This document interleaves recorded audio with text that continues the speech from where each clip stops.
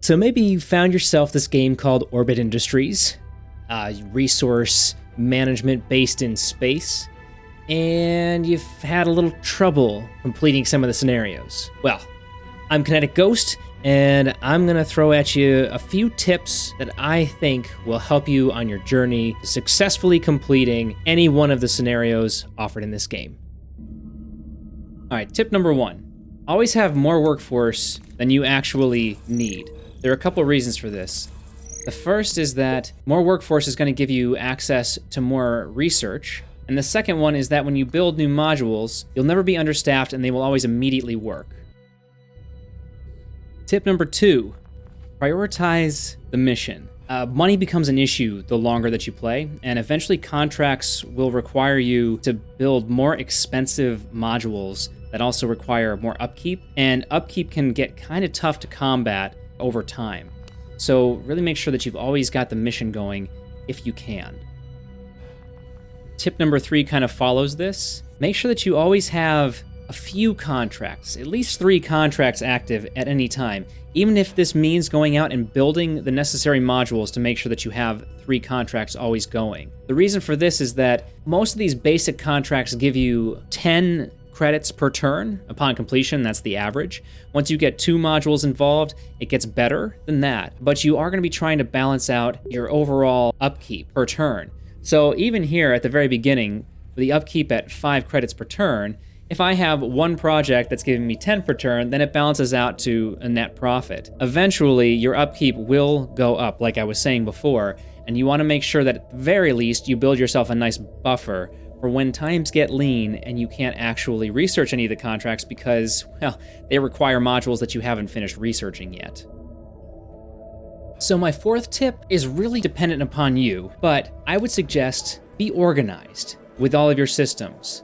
Maybe less so on the external station.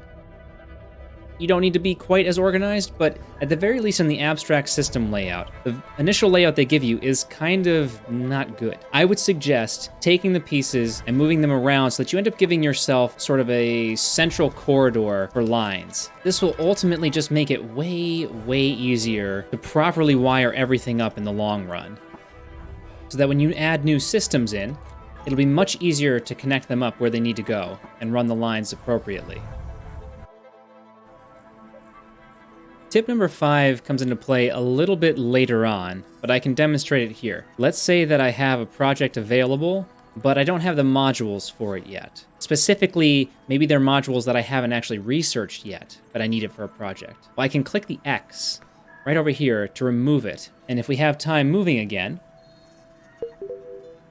it'll end up providing a new contract. In some cases, it'll give you the same kind of contract again, requiring the same components. But sometimes it'll give you contracts that require the components that you currently have. And this can kind of be a lifesaver sometimes. Later on in the game, though, you'll end up getting contracts that are exactly the same, and you'll have no choice but to research the module that you need in order to build it.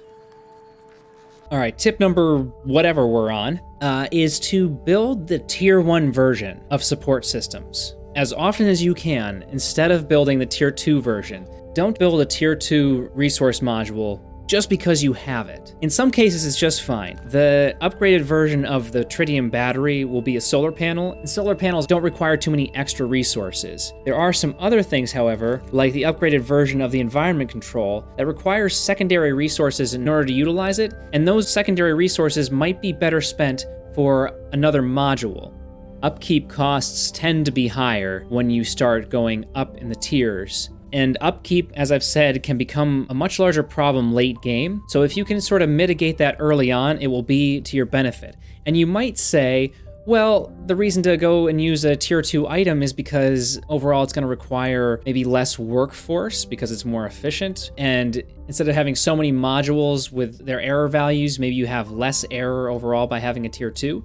I can tell you from my experience, at least on the medium difficulty for bugs, they don't happen frequently enough, and they don't have enough of an overall impact to make it worth it to try and keep your station as condensed as possible. Just build. Just build out as much as you possibly can to get those contracts so you're making money. Money is the key. And my final tip for now, don't take out a bank loan. just don't do it. It may seem like a good idea at first glance, but it's really not. It can get you into more trouble than it's worth. You'll be better off just building more modules to complete contracts than taking out a bank loan. Even though your upkeep cost is going to go up per turn, you'll be able to more than balance it out by taking on the extra contracts. Don't rely on bank loans until you find yourself in a situation where you are consistently going negative with money and unable to build a module that you might need. That is really the only situation in which you want to take out a bank loan. And the reason for this is that you end up having pretty severe installments from these things. I mean, you can see from this particular one, 34 credits per turn or 35 credits per turn. This one's not so bad at just about 20, but over enough time, you're paying quite a bit extra. There are some bank loans that'll come through that have relatively low interest rates with relatively low installments. If you can get something between 14 to 25 credits and 2 to 6%, that's probably going to be your best option. Again, though, don't take them unless you are absolutely in dire need. And that's it for now. I'm thinking I might do things a little different. Typically, I stream a game on Twitch and then I'll take footage and post it up here. This time around, I think what I might end up doing is recording the playthroughs of the various scenarios and putting that up for people to, at the very least, follow along with if they're having more difficulties with this game. If that's something that you're interested in, make sure to subscribe to the channel so you know when those videos drop. And also consider giving this video a thumbs up. I'd really appreciate it. It helps just with the algorithm and getting this video out to other people who might be looking for this kind of information. Thanks again, and I'll see you next time.